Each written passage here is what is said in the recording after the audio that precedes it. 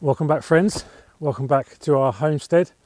It's the last week in January, and as you can see, our yard looks a bit of a mess. The problem is under my feet is about 2 inches, 5 centimeters of ice, and this happens every year around this time, or maybe a bit later on, through a set of circumstances where it snows. We start to clear the snow and then the snow's compacted, and then it melts, and then it forms ice, and then more snow comes on top, and the temperatures go above zero and below zero, etc, etc.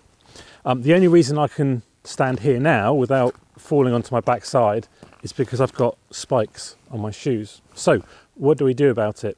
There's actually a really simple solution, because in this house we burn wood for heating, and the byproduct of heating wood is ash, and ash is a byproduct. It's not a waste product for us. There's many uses for ash, which I'm not going to cover all the uses in this video.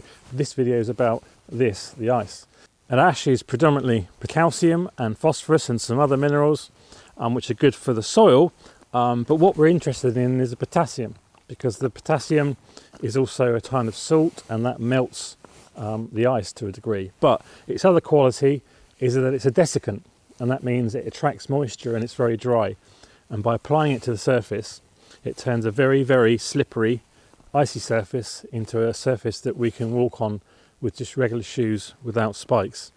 Now obviously we have an unending amount of ash as we burn a lot of wood throughout the winter, and so we have a plentiful supply to use on our yard and our walkways and our road. Once the car gets going, because the car has got studded tyres, we can get out of the yard no problem, but it can slip on the corner here, and it can slip on a small hill over there. So let's get our ash, and I'll show you sprinkling it on, and I'll show you the difference it makes with me without my spikes on my shoes.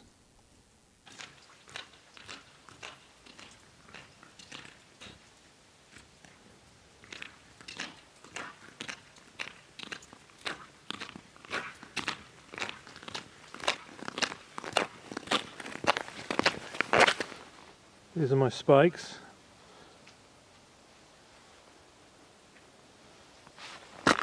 There's only sort of 6 or 7 on each foot, but they're really effective on this ice, as I walk.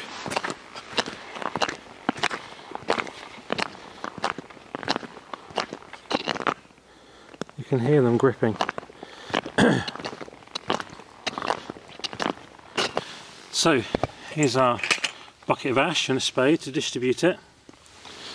You see it's a very fine material, a little bit gritty as well, which all helps. I'm just going to take my spikes off now and try and walk down it without breaking a leg, to show you what it's like before and what it's like after.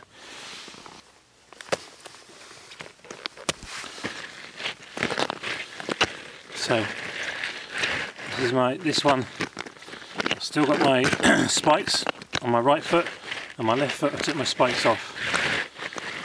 I can barely walk. Well, I would be sliding over, and I would be on my backside. If I just put some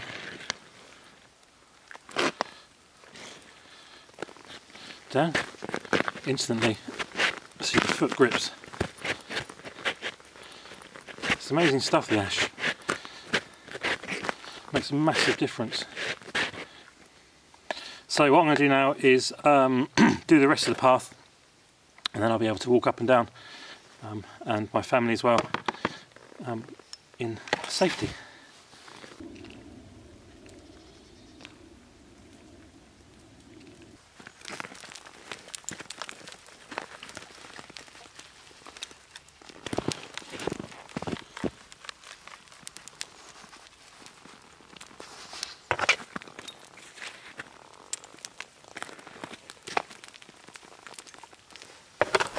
So you can see the path is now done. I've taken both my grips off, and now I can walk up and down the path. Absolutely no problem at all. It's like I've got super grips on. and that's all because of the ash.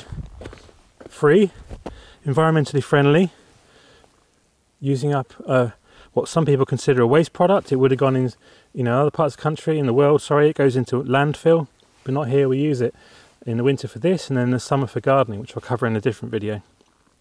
So I hope you found that of some interest, and I hope that you perhaps rethink about how you can use your ashes for free in your own context.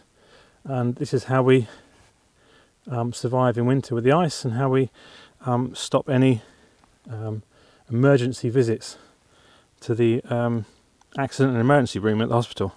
So I hope you found it interesting. I hope you enjoyed the video. Thanks for watching, and I look forward to seeing you in our next video. Bye for now.